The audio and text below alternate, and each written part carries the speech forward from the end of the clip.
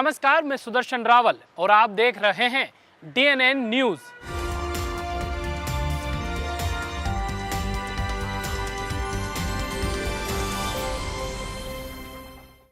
पाकिस्तान के प्रधानमंत्री नवाज शरीफ ने नरेंद्र मोदी के शपथ ग्रहण समारोह का न्योता स्वीकार कर लिया है। उनके न्योता स्वीकार करते ही भारतीय सियासत पूरी तरह से हिल चुकी है और चारों तरफ बयानबाजी शुरू हो गई है।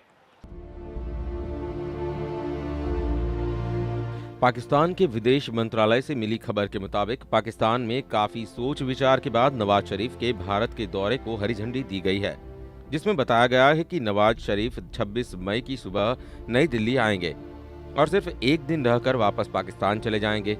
साथ ही उनके साथ पाकिस्तान से प्रतिनिधि मंडल भी आएगा।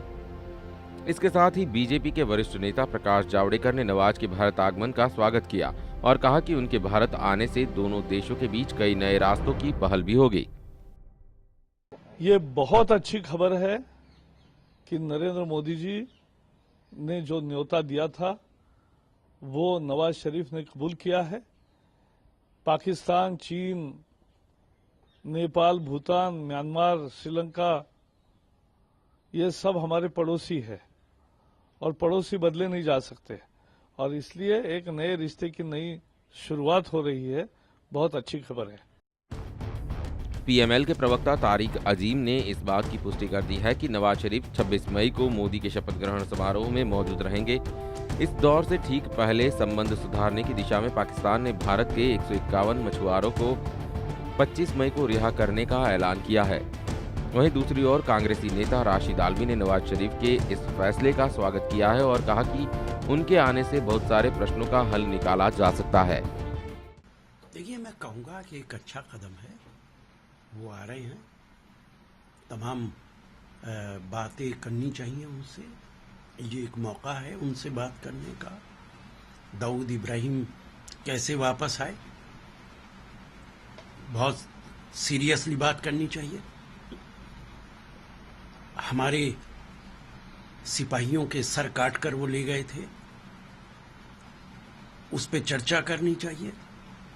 जितने मुद्दे हैं, आतंक का मुद्दा है, उस पे बातचीत करनी चाहिए और इतनी सख्ती के साथ करनी चाहिए कि पाकिस्तान को यह एहसास हो जाए कि आइंदा हम इस तरीके का कोई हरकत नहीं करेंगे।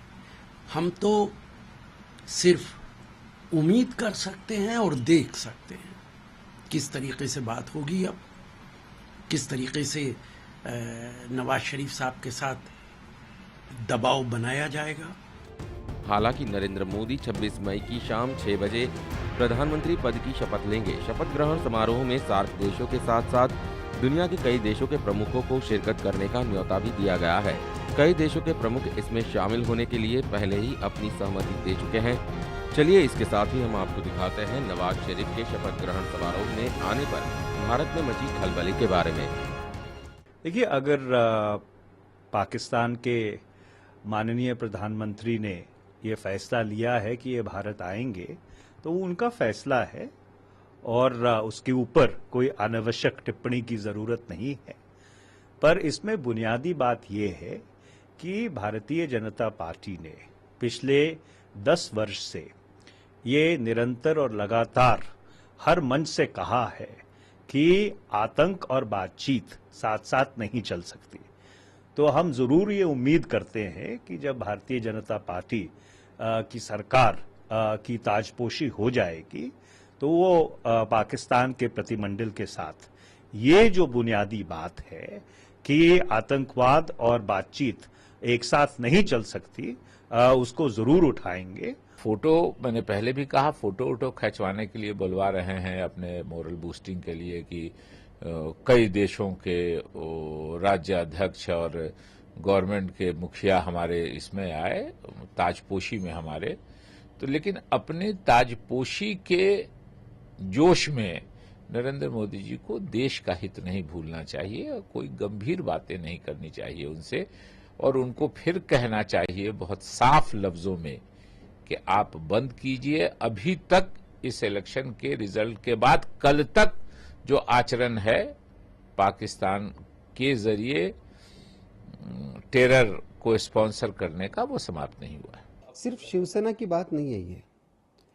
जिस समय पर कारगिल का वॉर हुआ था उस समय पर पाकिस्तान के प्रधानमंत्री नवाज शरीफ ही थे। 550 से ज्यादा हमारे जवान उस कारगिल वॉर में शहीद हुए।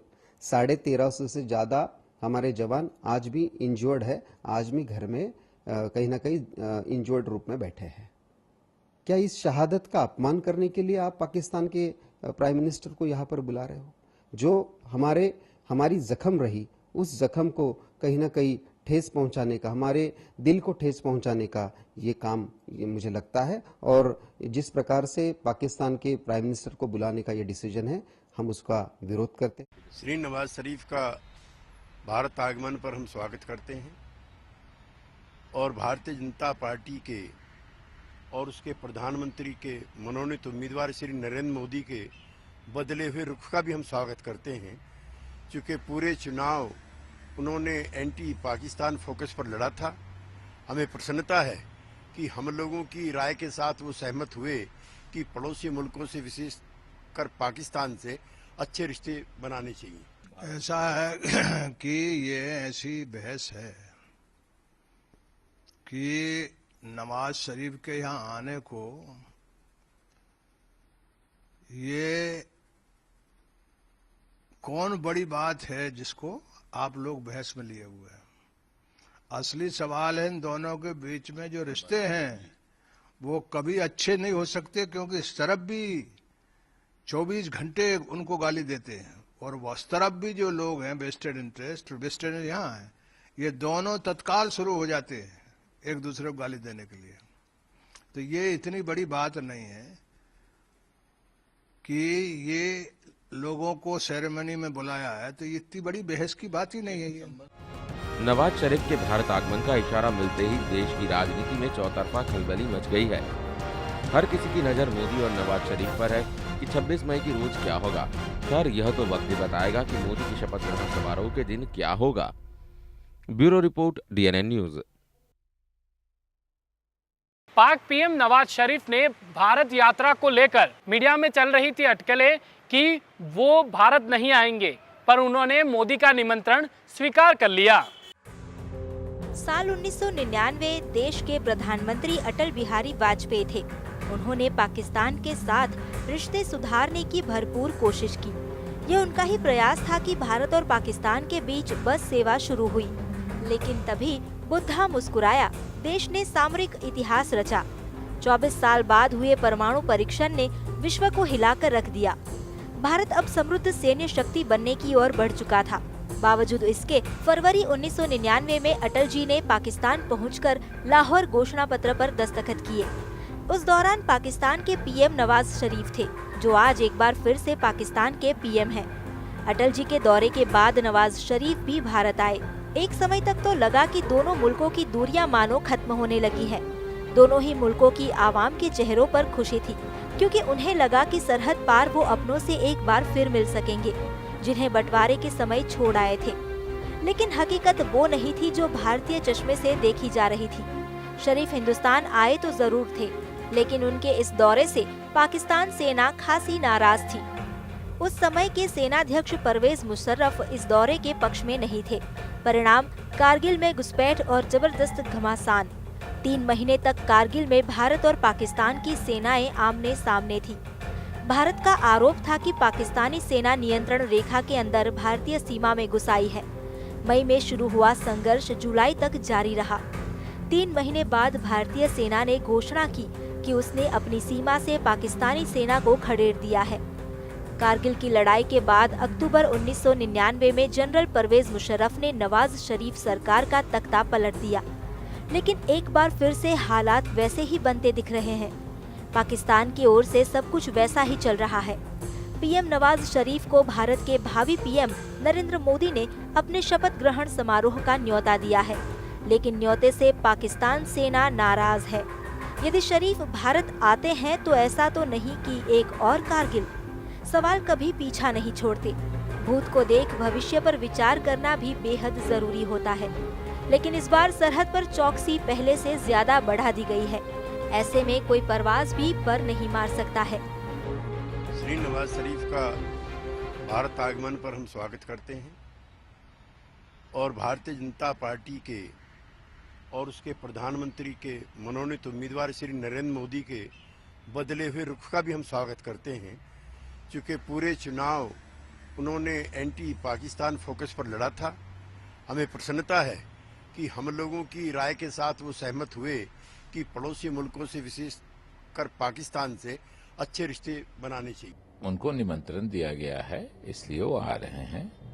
आने में किसी को कोई आपत्ति नहीं होनी चाहिए।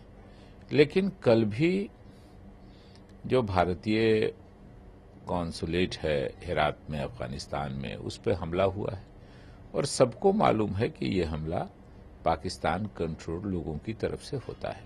कि जब तक पाकिस्तान अपनी धरती से भारत के विरुद्ध जो टेरर एक्टिविटीज होती है उसको रोकने का कोई संकेत नहीं देता है, तब तक हम उससे कोई सार्थक बात नहीं करेंगे। इसीलिए डॉक्टर मनमोहन सिंह जी इतने बुलावे के बाद भी पाकिस्तान नहीं गए और न हमने पाकिस्तान के किसी प्रधानमंत्री को बुलाया। Bureau report, DNN news. Delhi स्थित गुजरात भवन में मोदी की कैबिनेट चल रही है, जिसमें कई बीजेपी के आला नेता विचार विमर्श कर रहे हैं। पर अंतिम निर्णय मोदी के हाथ ही है कि कौन बनेगा अध्यक्ष और कौन बनेगा एनडीए का संयोजक। टीम मोदी के हिस्सा बनने जा रहे बीजेपी के वर्तमान अध्यक्ष राजनाथ सिंह की जगह कौन लेगा, इसको लेकर भी विचार विमर्श का दौर जारी। हालांकि पार्टी अध्यक्ष पद के रेस में राज्यसभा सांसद और बीजेपी के वर्तमान महासचिव जगत प्रकाश नड्डा आगे बताए जा रहे हैं। नड्डा मोदी के बेहद करीबी माने जाते हैं। इन दिनों गुजरात भवन के बैठकों का दौर जारी है। मोदी कैबिनेट को लेकर पूरा जोर मंथन चला रहे हैं। इसी कड़ी में अमित शाह और जेपी नड्डा भी मोदी की मुलाकात के लिए गुजरात भवन पहुंचे। ऐसा माना जा रहा है कि मोदी नड्डा के नाम पर मुहर लगा सकते हैं और नड्डा बीजेपी के नए अध्यक्ष नियुक्त किए जा सकते हैं। नए अध्यक्ष के रूप में नड्डा का नाम उन प्रमुख लोगों में सबसे आगे है जिन्हें बीजेपी की कमान सौंपी जा सकती है। पार्टी अध्यक्ष राजनाथ सिंह के मोदी सरकार में शामिल होने की स्थिति में अध्यक्ष पद के लिए कई नेताओं को लेकर अटकलबाजी जारी है। ऐसे में नड्डा के नाम पर आरएसएस भी सहमत है। तो वहीं एनडीए संयोजक के लिए चंद्रबाबू नायडू का नाम सबसे आगे चल रहा है। ऐसा माना जा रहा है कि नायडू लगातार मोदी के संपर्क में हैं और मोदी खुद भी यही चाहते हैं कि टीडीपी को आंध्रा में सहयोग के अवेज में कुछ बड़ी जिम्मेदारी सौंपी जाए। आप बता दें कि टीडीपी बीजेपी गठबंधन ने आंध्रा और तेलंगाना क्षेत्र में पूर्व में किए गए प्रदर्शन से काफी बेहतर किया है। इतना ही नहीं, वाजपेयी सरकार में भी टीडीपी एनडीए की घटक दल रह चुका है। लेकिन इन सब के बीच देखना यह होगा कि मोदी किसके नाम पर मुहर लगाते हैं, क्योंकि अब कमान मोदी के हाथों है और उन्हें ही फैसला करना है कि वो किसको बीजेपी के अध्यक्ष बनाते हैं और किसे एनडीए संयोजन की जिम्मेदारी सौंपते हैं। Bureau report, DNN news. भावी प्रधानमंत्री नरेंद्र मोदी की पत्नी जशोदाबेन का कहना है कि अगर मोदी उन्हें शपथ ग्रहण समारोह में आमंत्रित करते हैं तो वो जरूर आएंगी। देश के भावी प्रधानमंत्री नरेंद्र मोदी की पत्नी जसोदाबेन ने अपने बयान में कहा कि उन्हें नरेंद्र मोदी की पत्नी होने पर गर्व है और यदि उन्हें भी शपथ ग्रहण समारोह में आमंत्रित किया जाए तो उन्हें समारोह में जाने से कोई परहेज नहीं होगा। उन्होंने ये भी कहा कि दोनों भले अलग अलग रहते हैं पर उनमें तलाक नहीं हुआ है। उन्हें मोदी के प्रधानमंत्री बनने पर सबसे ज्यादा खुशी हुई है। जसोदाबेन ने एक गुजराती चैनल के साक्षात्कार में कहा कि जब मोदी ने 9 अप्रैल को वडोदरा लोकसभा चुनाव के नामांकन पत्र में पहली बार सार्वजनिक तौर पर मेरा नाम पत्नी के तौर पर लिखा तो मुझे उनके इजहार पर बहुत खुशी हुई। उनके प्रधानमंत्री बनने पर भी पूरे देश को जितनी खुशी हुई है उससे भी ज्यादा खुशी मुझे हुई है। जसोदाबेन ने कहा कि शादी के बाद वे जितने भी समय मोदी के साथ रही उन्होंने उनके साथ अच्छा व्यवहार किया और पढ़ाई जारी रखने के लिए भी उन्हें प्रोत्साहित किया। जसोदाबेन ने कहा कि मोदी ने अपनी जिंदगी देश सेवा में अर्पण कर दी है, इसलिए उन्हें व्यक्तिगत और सांसारिक जीवन का त्याग करना पड़ा। उनके पति के लिए देश ही सर्वोपरि है, लेकिन अगर वे अब भी उन्हें अपने साथ रहने के लिए आमंत्रित करें तो वे ऐसा करने को तैयार है। शादी और अलगाव के बाद वह केवल एक ही बार साल 1987 में मोदी से मिली थी। हालांकि उनके परिजनों से तो कभी कभी मुलाकात हो जाती है। वहीं मीडिया कर्मियों की ओर से यह पूछे जाने पर कि उन्होंने मोदी के प्रधानमंत्री बनने के लिए क्या मन्नतें मांगी थी, तो इसके जवाब में जसोदाबेन ने कहा कि यह निजी बातें हैं, इसलिए वह इस पर कुछ भी कहना नहीं चाहती। उन्होंने कहा कि मैं उनकी पत्नी हूँ, भले हम अलग रहते हैं पर साथ साथ है। पेशे से शिक्षिका रह चुकी जसोदाबेन ने कहा कि मोदी ने उन्हें आगे पढ़ने के लिए प्रोत्साहित किया था और उनके लिए और भी अच्छे काम किए थे। Bureau report, DNN news. Lok Sabha चुनाव में हार से नाराज आप नेता साजिया इल्मी ने पार्टी को डूबता देख किनारा कर लिया। साथ ही साथ आपके कामकाज पर भी सवाल खड़े किए। आम आदमी पार्टी के इस मुश्किल भरी घड़ी में पार्टी के नेता शाजिया इल्मी ने भी पार्टी का साथ नहीं दिया। पार्टी के साथ मिलकर काम करने की दुहाई देने वाली नेता शाजिया इल्मी ने आम आदमी पार्टी से इस्तीफा दे दिया है। इस बीच उन्होंने माना कि पार्टी से कई गलतियां हुई है। पार्टी की हिमायती रहने वाली शाजिया ने पार्टी को ही खटगड़े में खड़ा कर दिया। पहले योगेंद्र यादव का बेल बॉन्ड भरकर केजरीवाल के सिद्धांतों के विपरीत जमानत लेना और अब पार्टी की फाउंडर मेंबर शाजिया इल्मी का पार्टी पद से इस्तीफा देना केजरीवाल के लिए बहुत बड़ा झटका है। After much thought and deliberation, I have decided to give up my membership of the Aam Aadmi Party and resign from all positions of the party. This is indeed a difficult decision for me, and I believe that AAP could have done a lot and has done a lot to change the political discourse for the better in the country. Party में आपसी मतभेद साफ साफ देखने को मिल रहे हैं। शाजिया ने पार्टी के अंदर टिकट बंटवारे को लेकर भी सवाल उठा डाले।